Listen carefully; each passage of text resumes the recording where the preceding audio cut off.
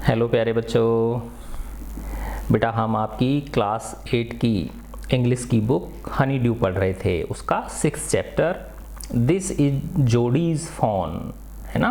Phone है ये, है ना। फ़ोन का मतलब वो फ़ोन नहीं होता, मोबाइल फ़ोन नहीं है ये। मोबाइल जो होता है वो फ़ोन होता है, फ़ोन PHONE फ़ोन, और ये है फ़ोन। फ़ोन का मतलब जो हरनी होती है बेटा, है ना, हिरन जो होती है उसका बच्चा, ठीक है। तो यह जोड़ी का फ़ोन है। इसका फर्स्ट पार्ट हमने कर लिया था, ये वाला फर्स्ट पार्ट। उसमें हमने देखा था बेटा कि ये जो जोड़ी बच्चा है ना, ये जो जोड़ी है तो इसके पापा हैं ये, है ना। तो ये इनको एक रैटल स्नेक जो होता है वो काट खाता है। वो बहुत जहरीला स्नेक होता है, सांप होता है ना। उसका एक तरह से बहुत जहरीला कोबरा होता है वो, है ना। तो कुछ घरेलू नुस्खे जो होते हैं इनके पापा को ये चीज़ पता थी कि अगर सांप काट जाए, ठीक है ना, सांप काट ले, अब उस काटे हुए स्थान पर अगर जो हिरनी होती है ना, जो मादा हिरन होती है, उसको मार के और उसका लीवर और हार्ट निकाल के, है ना, उसका हृदय और जो यकृत होता है उनको निकाल के अगर उस जगह पर रगड़ दिया जाए जिस जगह पे उसने सांप ने काटा है, तो वो उसके जहर को क्या कर लेते हैं, खींच लेते हैं, ठीक है ना। हालांकि देखो बेटा ये घरेलू नुस्खे हैं, है ना। डॉक्टर की जो इलाज है ना वो बहुत ज़रूरी होता है, समझ गए ना बात आप, है ना। ये घरेलू नुस्खे अपनी जगह पे होते हैं और डॉक्टर का इलाज, तो ये तो एक तरह से प्राथमिक चिकित्सा होती है, फिर डॉक्टर को तो दिखाना ही होता है। तो एक जो डो होती है ना, मादा हिरन को बोलते हैं डो, ठीक है ना। उसको ये मार के और उसको निकाल लेते हैं तो इनकी जान बच जाती है। तो अब ये जो जोड़ी है ये उस हिरन के बच्चे में, ये जो हिरन का बच्चा है इसके बारे में सोचता रहता है कि वो बेचारा, क्योंकि जो छोटे बच्चे होते हैं बहुत कोमल भावनाएं होती हैं उनकी, बहुत निर्मल निश्चल, है ना। उनका जो प्रेम है वो दया करुणा से भरा रहता है छोटे बच्चों का। तो वो उसके बारे में सोचता रहता है कि अब उस बेचारे का क्या होगा, उसकी मम्मी को तो हमने मार दिया, ठीक है ना। तो वो अपने पापा से परमिशन मांगता है कि क्या हम उस फ़ोन को हमारे घर पे ले आएँ, क्योंकि मैं तो बड़ा बच्चा हो गया हूँ, मुझे दूध पीने की ज़रूरत नहीं है, मैं अपना दूध उसे दे सकता हूँ और कुछ दिनों बाद तो वो पत्तियाँ, कुछ बेर जैसी चीज़ें खाने लग जाएगा, है ना। तो इसलिए बाद में ज़्यादा दिक्कत होगी नहीं। तो वो जंगल में वापस एक मिलव्हील, एक पात्र है इसके अंदर, करेक्टर है। मिलव्हील कौन है बेटा, वो जैसे फॉरेस्ट होता है ना, फॉरेस्ट के कर्मचारी होते हैं, जंगल के कर्मचारी, वन कर्मी है वो, वन विभाग का कर्मचारी है। तो उसके घोड़े पे बैठ के, है ना, इसमें दिखाया गया था ना इस चित्र के अंदर, ये रहा, है ना। उस मिल व्हील के घोड़े पे बैठ के और जो जोड़ी है वो वापस से जंगल में पहुंच जाता है। उसकी माँ जो है वो बड़ी मुश्किल से मानती है ना। तो अब वो उसको ढूंढने के लिए चला जाता है, ठीक है ना। अब हम इसका सेकंड पार्ट यहाँ से शुरू करेंगे, ठीक है। बहुत ही कोमल सी प्यारी सी कहानी है ये, है ना, एक बच्चे के भावों की।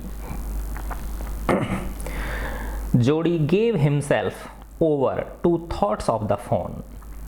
जोड़ी ने अपने आप को गेव हिमसेल्फ ओवर, तो गिव हिमसेल्फ ओवर का मतलब होता है कि मन मस्तिष्क पे अगर कोई चीज़ छा जाए, है ना, जैसे हम उसी के बारे में सोचते रहें, तो एक तरह से हमने अपने आप को उसके बारे में क्या कर दिया, सरेंडर कर दिया।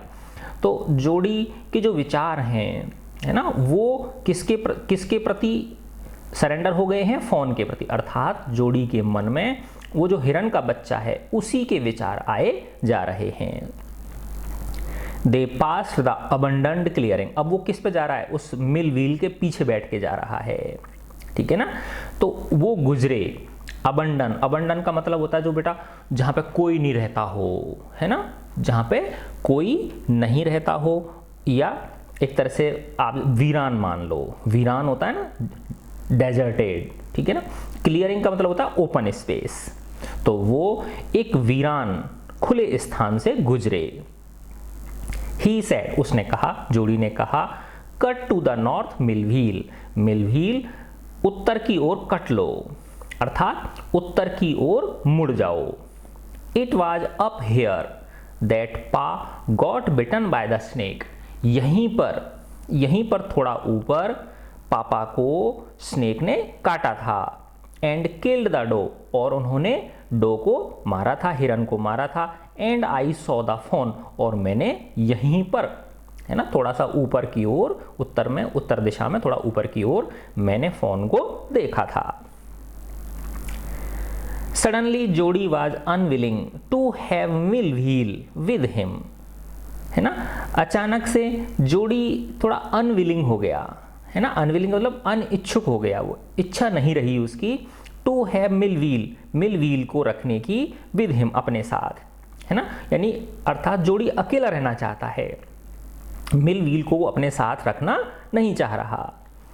क्यों नहीं चाह रहा, अब इसमें आगे बताया गया है ना, यानी वो जो बच्चा है जोड़ी, वो अब चाहता है, उसके मन में है कि भाई अब ये जो मिल व्हील है मुझे छोड़ के चला जाए, मैं अकेला ही रहूँगा अब ये, है ना, ऐसा विचार उसके मन में आया। वो क्यों आया देखो, अब ये आगे पता चलेगा। If the fawn was dead और कुड नॉट बी फाउंड, अगर माना जो है ना वो फ़ोन मर गया होगा या मैं उसे ढूंढ नहीं पाऊंगा, तो he could not have his disappointment seen, तो वो जोड़ी जो है वो अपने इस डिसअपॉइंटमेंट को किसी को दिखाना नहीं चाह रहा, क्योंकि अगर माना वो डेड हो गया, डेड मिला उसको या नहीं मिला, तो वो चाहता, वो रोना चाहता है, जोड़ी रोना चाहता है। और इस बेटा जब होता है ना कि भाई अपन अकेले होते हैं तो बहुत जोरों से रो सकते हैं अपन, और कोई सामने होता तो अपन उसके चक्कर में रो भी नहीं पाते, समझ रहे ना आप बात। तो वैसे ही जोड़ी चाहता है, यानी वो अपने एक तरह से डिसअपॉइंटमेंट को, जो निराशा होगी, जो पीड़ा होगी, वो उसे मिल व्हील को नहीं दिखाना चाहता है। कब, जब अगर माना फ़ोन डेड मिलेगा, मृत अवस्था में मिले, या फ़ोन नहीं मिले, तो उस स्थिति में क्या होगी, जोड़ी को बहुत ज़्यादा दुख होगा, कष्ट होगा, पीड़ा होगी, वो उस डिसअपॉइंटमेंट को मिल व्हील को दिखाना नहीं चाहता है। एक कारण तो ये है मिल व्हील को साथ नहीं रखने का।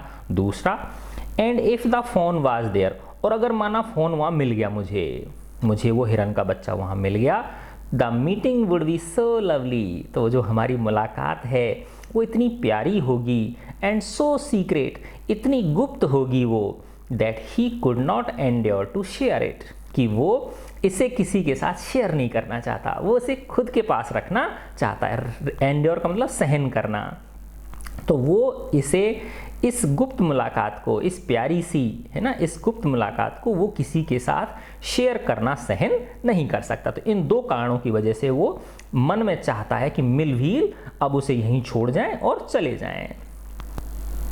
ही सेड, उसने कहा, जोड़ी ने कहा, it is not far now, अब ज़्यादा दूर नहीं है, but the scrub is very thick for a horse, लेकिन अब जो ये झाड़ियाँ हैं, स्क्रब का मतलब होता है झाड़ियाँ, लेकिन अब जो ये जो झाड़ियाँ हैं ये बहुत थिक हैं, थिक का मतलब घनी हैं एक घोड़े के लिए, अर्थात इन घनी झाड़ियों में घोड़ा चल नहीं पाएगा। I can make it on foot, मैं अब आगे का रास्ता पैदल तय कर सकता हूँ, मैं अब आगे का रास्ता पैदल ही तय कर लूँगा। But I am afraid to leave you boy, लेकिन बच्चे मैं तुमको अकेला छोड़ने में मुझे डर लग रहा है। अब ये किसने कहा है बताओ, मिल व्हील ने कहा है, यानी मैं तुम्हें अकेला छोड़ने में मुझे क्या हो रहा है, डर महसूस हो रहा है।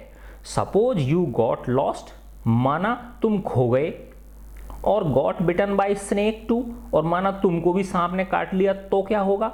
इसलिए वो मिल व्हील कह रहा है कि इस वजह से मुझे क्या लग रहा है, डर लग रहा है, इसलिए मैं तुम्हें अकेला नहीं छोड़ना चाहता हूँ, है ना। माना यदि तुम रास्ता भटक गए, खो गए इसमें, है ना, फॉरेस्ट में, या तुमको भी सांप ने काट लिया, है ना, तो इस डर के मारे मैं तुम्हें अकेला नहीं छोड़ना चाहता हूँ, ये मिल व्हील ने कहा। आई विल टेक केयर, नहीं मैं अपनी देखभाल कर लूँगा। अब ये जोड़ी ने कहा है, नहीं मैं अपनी देखभाल कर लूँगा, आसानी से, आराम से कर लूँगा। It might take me a long time to find the fawn, मुझे उस फ़ोन को ढूंढने में, टू फाइंड द फोन, मुझे उस फ़ोन को ढूंढने में थोड़ा ज़्यादा समय लग सकता है। It might take me a long time, मुझे उस फ़ोन को ढूंढने में थोड़ा ज़्यादा वक्त लग सकता है। इफ़ ही इज़ वांडर्ड, अगर माना वो इधर उधर निकल गया हो, अगर इधर उधर भटक गया हो, वो इधर उधर चला गया हो वो फ़ोन, तो हो सकता है मुझे उसको ढूंढने में क्या लग जाए, ज़्यादा समय लग जाए। Leave me off right here, अतः आप मुझे यहीं पर छोड़ दो। लीव मी यानी मुझे छोड़ दो, और ऑफ राइट हेयर यानी यहीं पर, मुझे यहीं पर आप छोड़ दो। ऑल राइट, ठीक है, but you take it easy now, लेकिन अब तुम इसे आसानी से लेना, अर्थात ज़्यादा परेशान मत होना। You know north here and east, क्या तुम्हें पता है यहाँ पर उत्तर दिशा किधर है और पूर्व दिशा किधर है? तो वो मिलवील कह रहा है कि कहीं ऐसा नहीं हो इस बच्चे को दिशा ही नहीं पता हो। ठीक है ना, तो वो उससे कह रहा है क्या तुम्हें यहाँ इस स्थान पर उत्तर और पूर्व का पता है भी या नहीं? देयर एंड देयर, उसने बता दिया वहाँ और वहाँ, अर्थात उसने उंगली का इशारा करके बता दिया कि इधर की तरफ तो नॉर्थ है और इधर की तरफ ईस्ट है। दैट टॉल पाइन, पाइन एक वृक्ष होता है बेटा, है ना, पाइन क्या होता है? एक वृक्ष होता है, ताड़ मान लो, शायद इसको ताड़ बोलते हैं ना। ये जो लंबा ताड़ का वृक्ष है, मेक्स ए बियरिंग, अब देखो इधर दिखा रखा है ये, मेक्स ए बियरिंग का मतलब एक तरह से acts as a compass and helps to identify direction, जो एक चुंबकीय सुई की तरह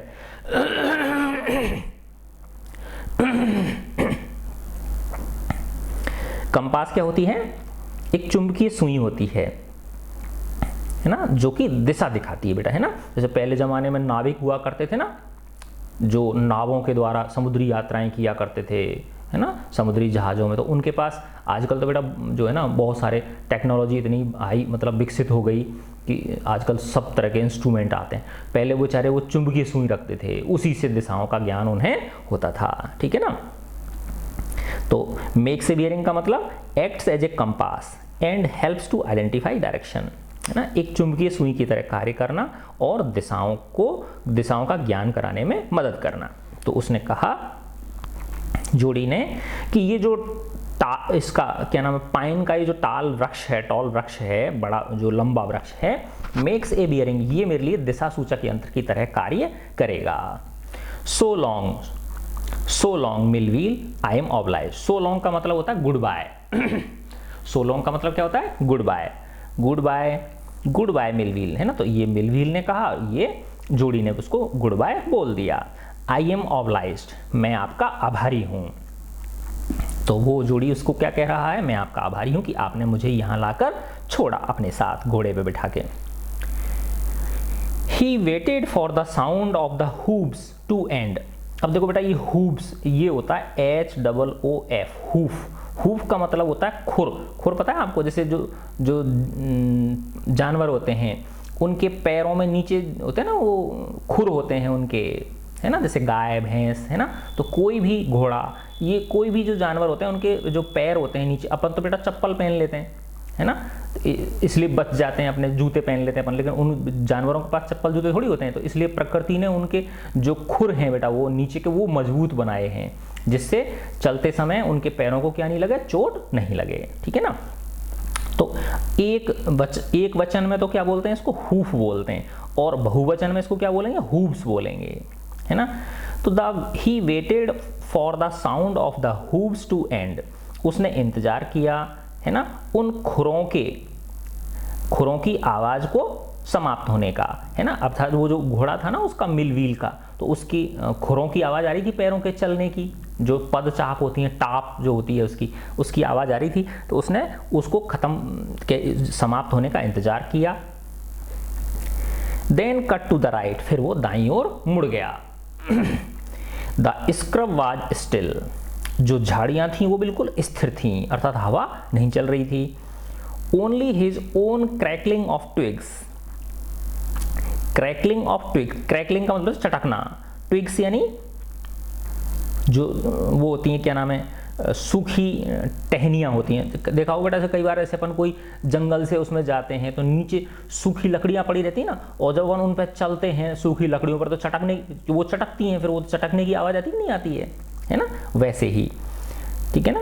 तो only his own crackling of twigs, crackling मतलब चटकने की, तो सिर्फ उसकी खुद के द्वारा जो सूखी टहनियाँ थीं, डालियाँ थीं, है ना, उनके चटकने की आवाज साउंडेड आ रही थी अक्रॉस द साइलेंस, उस चुप्पी में, है ना, उस शांति के अंदर सिर्फ किसकी आवाज आ रही थी? क्योंकि अब वो मिलविल भी चला गया, उसके घोड़ों की जो पद चाप थे, है ना, जो उसकी खुरों की जो आवाज़ थी वो भी बंद हो गई। अब तो जब वो जोड़ी उसमें से जा रहा है जंगल में से, तो नीचे जो लकड़ियाँ, सूखी लकड़ियाँ, टहनियाँ, झाड़ियाँ वो जो पड़ी हुई हैं, तो उन पे वो पैर रख रहा है, तो उनके चटकने की आवाज़ आ रही है। He wondered for an instant if he had mistaken his direction. He wondered for an instant, एक क्षण के लिए, for an instant का मतलब एक क्षण के लिए वह सोचता है ना, कि कहीं वो दिशा नहीं भटक जाए। इफ ही हैड मिस्टेकन यानी भटक जाना, गलत समझ लेना, दिशा, डायरेक्शन यानी दिशा, कि कहीं ऐसा ना हो कि वो गलत दिशा में चला जाए। एक क्षण के लिए उसके मन में ऐसा विचार आया।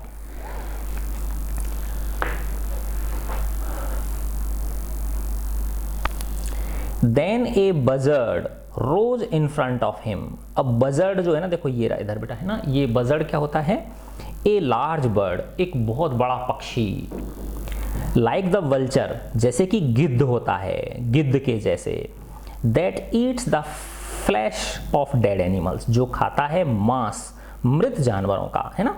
तो जो चील वगैरह होती हैं, है ना, एक तो होता है गिद्ध होता है और एक चील होती है, ठीक है ना। देखा होगा बेटा आप लोगों ने ना, गांव में जैसे क्या नाम है वो, गाय भैंस मर जाती है तो उसको पटक के आते हैं, दूर जाके खेतों में पटक के आते हैं, तो फिर वो ऊपर मंडराते रहते हैं। ये जो चील गिद्ध होती है ना, पता है आपको, वैसे आपको कहीं नज़र नहीं आएंगे, और जैसे ही कहीं पे गाय भैंस मरी हुई पड़ी है, जैसे ही डाल के आएंगे, आधे घंटे बाद तो पता नहीं कहाँ से प्रकट हो जाते हैं वो, है ना। तो ऐसा बताते हैं बेटा कि ये आकाश में मंडराते रहते हैं, और इनकी जो दृष्टि होती है, जो आई साइट होती है, वो बहुत तेज होती है। ये तो आकाश में से ही ये मतलब पहचान लेते हैं और तुरंत वहाँ पे आ जाते हैं।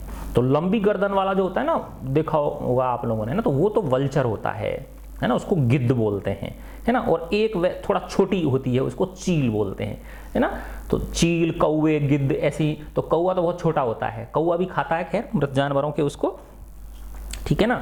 तो एक तरह से गिद्ध या चील मान लो आप इसको, बजर्ड को, तो चील बोल देता हूं मैं इसको, समझ गए ना। गिद्ध की जैसी ही प्रजाति का एक पक्षी है ये चील, जो है जो क्या करता है, मृत जानवरों के मांस को खाता है, ठीक है ना। देन ए बजर्ड, तो चील बोल दो, गिद्ध बोल दो इसको, है ना। तब एक जो चील है, रोज इन फ्रंट ऑफ हिम, उसके सामने से खड़ा हुआ, and flapped into the air, और वो फड़फड़ करके हवा में उड़ गया। ऐसा समझो आप कि जोड़ी जैसे ही आगे बढ़ रहा था, तो वहां पे हो सकता है कोई चील बैठी होगी, है ना, बड़ा पक्षी बैठा होगा, तो जैसे ही जोड़ी आया वहां पे, तो वो पंख फड़फड़ाते हुए क्या हो गई, उड़ गई। ही केम इनटू द क्लियरिंग, वह एक खुले स्थान पर आ गया। जोड़ी कहां पे पहुंच गया, एक खुले स्थान पर पहुंच गया। अंडर द ओक्स, ओक वृक्षों के नीचे, है ना। तो ओक है बेटा, ये विदेशों में है, पाए जाते हैं ज्यादातर, है ना, ओक ट्री, ठीक है ना। तो ओक के जो पेड़ थे वहां पे क्या था, एक खुला स्थान था, ठीक है ना, उस जगह पे वो आ गया, ठीक है ना। बजर्ड्स सेट इन ए सर्कल, अब वहां पे वो क्या देखता है, जोड़ी क्या देखता है कि वहां पे वो जो चील है, गिद्ध जो हैं, एक गोला लगा के बैठे हुए हैं, गोल घेरे में बैठे हुए हैं, अराउंड द कार्कस, कार्कस का मतलब होता है बेटा कंकाल, ऑफ द डो, उस डो के, है ना, वो जो हिरण थी जिसको कि जोड़ी के पापा ने मारा था, है ना, तो अब वो मृत हो गई, तो उसके मांस को खाने के लिए ये लोग आ गए थे, चील कौवे, ये जो चील गिद्ध है ये आ गए थे।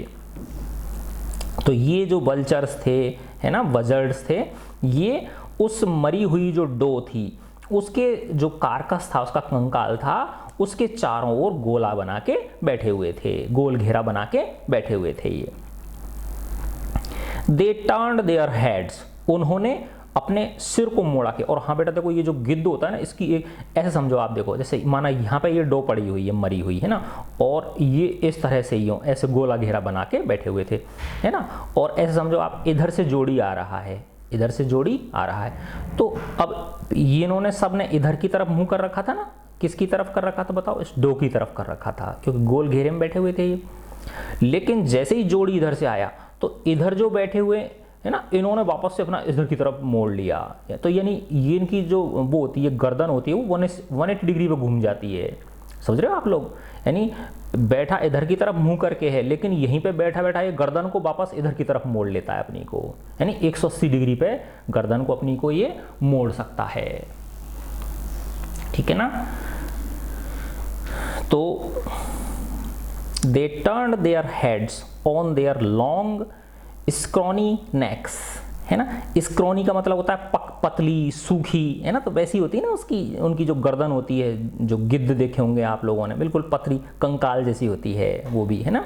अब कंकाल क्या मतलब, पतली और हड्डी जैसी मान लो आप, लकड़ी जैसी सूखी। तो उन्होंने मोड़ी, अपने सिरों को मोड़ा उन बजर्ड्स ने, उन गिद्ध चीलों ने, ऑन देयर लॉन्ग, और उनकी जो गर्दन होती है वो कैसी, नेक्स यानी गर्दन कैसी होती है, उनकी लंबी होती है ना। तो इसका मतलब ये वल्चर्स ही हैं, ये जो बजर्ड्स हैं क्या हैं, वल्चर्स ही हैं ये, है ना। स्क्रॉनी, स्क्रॉनी का मतलब लकड़ी जैसी सूखी एक तरह से। एंड हिस्ड एट हिम, और उन्होंने उसकी ओर हिस किया।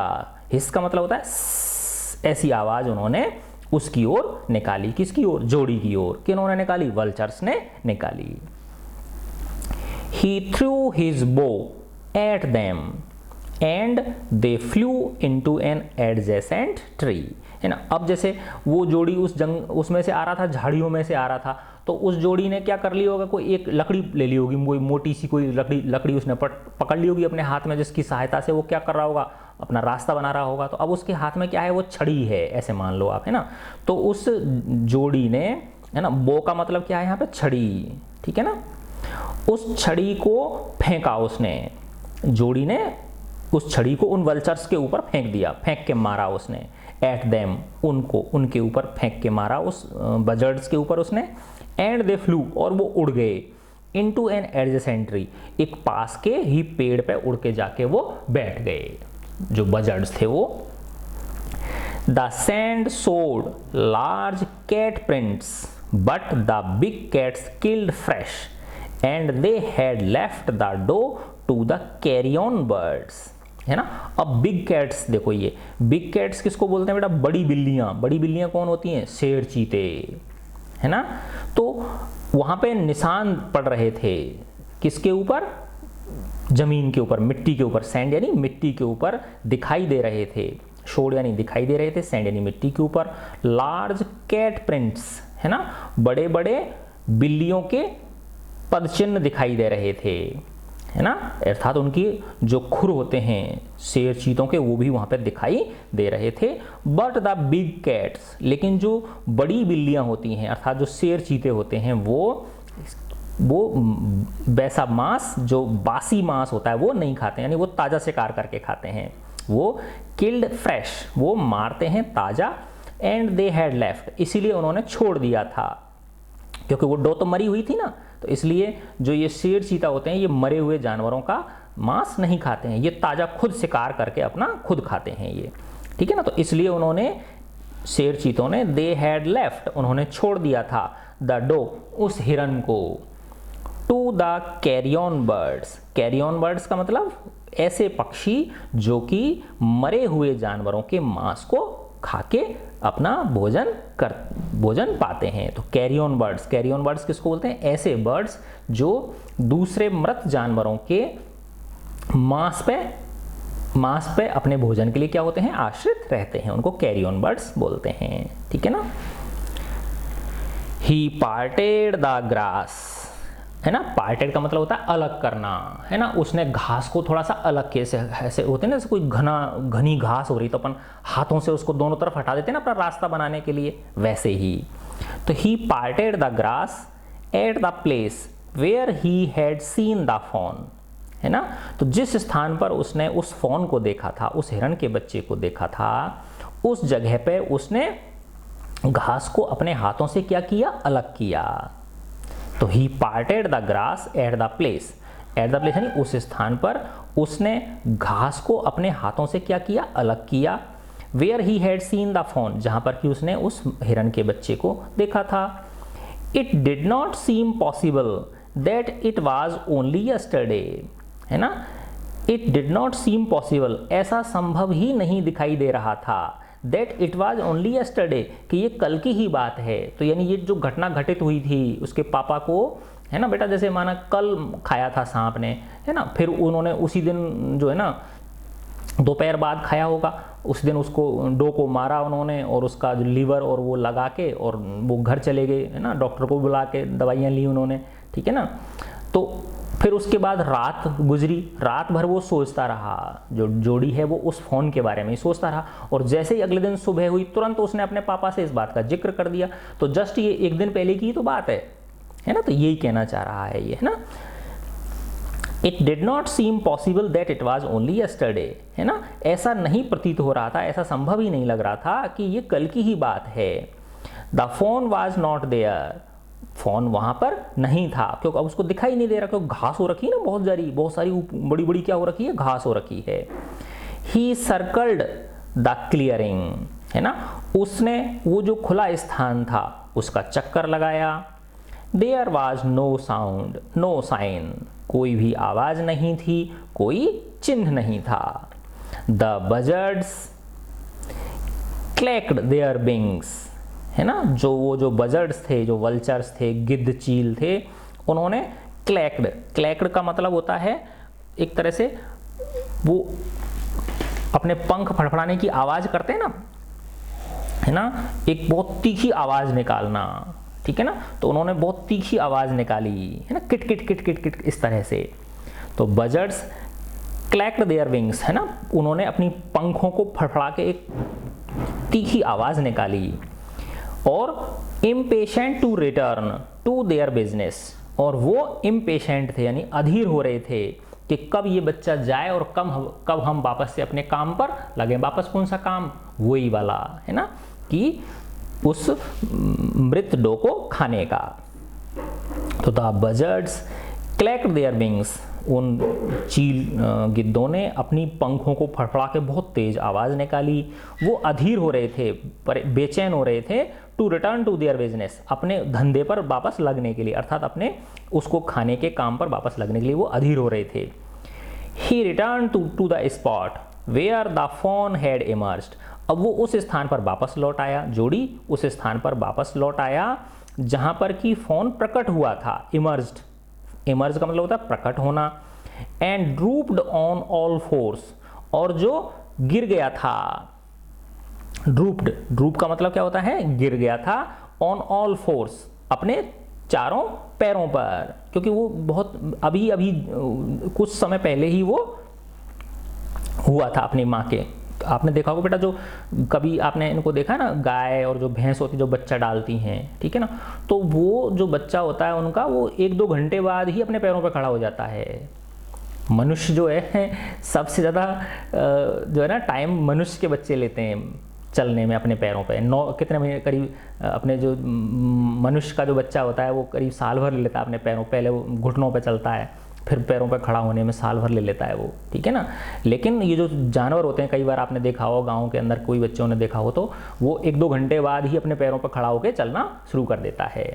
तो वो जो फोन है वो अभी ज़्यादा वक्त नहीं हुआ उसको डो को जन्म दिए हुए उसे, ठीक है ना।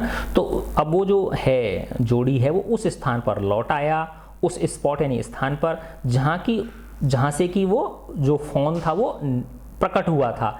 And dropped on all fours, drooped on all fours, और वो चारों पैरों पे वापस से क्या हो गया था, गिर गया था एक तरह से पैरों के बल। Studying the sand for the small hoof prints, अब वो जो जोड़ी है वो परख रहा है, जांच कर रहा है, स्टडी कर रहा है उस मिट्टी के ऊपर छोटे छोटे खुरों के निशानों को ढूंढने का प्रयास कर रहा है। क्योंकि अगर उसको छोटे छोटे उस फोन के छोटे छोटे खुरों के निशान अगर उसके दिख जाएंगे तो उधर वो पकड़ में आ सकता है ना भाई, जिधर वो गया होगा उधर उसके पैरों के निशान होंगे, तो फिर उसको ढूंढने में क्या हो जाएगी, आसानी हो जाएगी, ठीक है ना। तो इसीलिए वो जो जोड़ी है वो उस स्थान पर लौट आया जहां पर से कि वो जो है इमर्ज हुआ था, जहां से जो वो फोन था वो प्रकट हुआ था। और वो जैसे ही हमने उसकी मम्मी को मार दिया था, है ना, उन्होंने उसके पापा ने, तो वो अपने चारों पैरों के बल वापस नीचे गिर गया था। अब वो क्या कर रहा है जोड़ी, studying the sand for small hoof prints, और वो उस मिट्टी पे उसके छोटे छोटे खुरों के निशानों को, प्रिंट्स यानी निशानों को ढूंढने की कोशिश वो कर रहा है। द नाइट्स रेन, रात्रि में जो बरसात हुई थी, ये लो देखो बरसात और हो गई थी रात को। The night's rain had washed away all tracks except those of cats and buzzards, है ना। तो जो रात को बरसात हुई थी वो उसने धो दिए थे, हैड वॉश्ड अवे, उसने धो दिए थे, अर्थात वो बह गए थे। ऑल ट्रैक्स, सारे के सारे निशान, है ना, अर्थात उस डो के बच्चे के फोन के कोई भी पैरों के निशान नजर नहीं आ रहे थे। एक्सेप्ट दोज, सिवाय किसके, ऑफ कैट एंड बजर्ड्स, उन बिल्लियों के और उन बल्चर्स जो हैं गिद्धों के पैरों के निशानों के अलावा और किसी के निशान नजर ही नहीं आ रहे थे, क्योंकि रात को क्या हो गई थी, बरसात हो गई थी। ठीक है ना। अब देखो इसमें दो प्रश्न हैं, ये देख लेते हैं अपन। Jody did not want Millwheel with him, Jody Millwheel को अपने साथ नहीं रखना चाहता था फॉर 2 रीजन्स, 2 कारणों से। वॉट वर दे, वो क्या थे, तो देखो मैंने बताया था ना बेटा आपको, पहला कारण तो ये था कि अगर माना वो फ़ोन वहाँ नहीं मिला या मरी हुई अवस्था में मिला तो जोड़ी से रहा नहीं जाएगा, जोड़ी रोएगा फिर उसको देख देख के, तो वो अपने उस डिसअपॉइंटमेंट को भी मिलविल को नहीं दिखाना चाहता था। दूसरी बात कि अगर वो मिल गया वहाँ पे, है ना, तो वो जो मुलाकात होगी वो इतनी प्यारी और सीक्रेट होगी कि वो उस जॉय को किसी के साथ शेयर नहीं करना चाहता था। ये 2 कारण थे। फिर दूसरा है why was Millwheel afraid to leave Jody alone, जो मिलवील था वो जोड़ी को अकेला छोड़ने में क्यों उसे डर लग रहा था। क्यों डर लग रहा था कि भाई बाय द वे ये जो बच्चा ही तो है, ये अगर माना ये रास्ता भटक गया या इसको भी सांप ने काट लिया तो दिक्कत खड़ी हो जाएगी ना, तो इसलिए उसे थोड़ा सा क्या लग रहा था, डर लग रहा था, इसलिए उसे वो अकेला नहीं छोड़ना चाहता था। ठीक है बच्चों, देखो कितनी प्यारी सी कहानी है। अब इसका 3rd पार्ट जो है ये वाला, ये बड़ा पार्ट है, ये हम अगले वीडियो में करेंगे। ठीक है बच्चों, गॉड ब्लेस यू ऑल।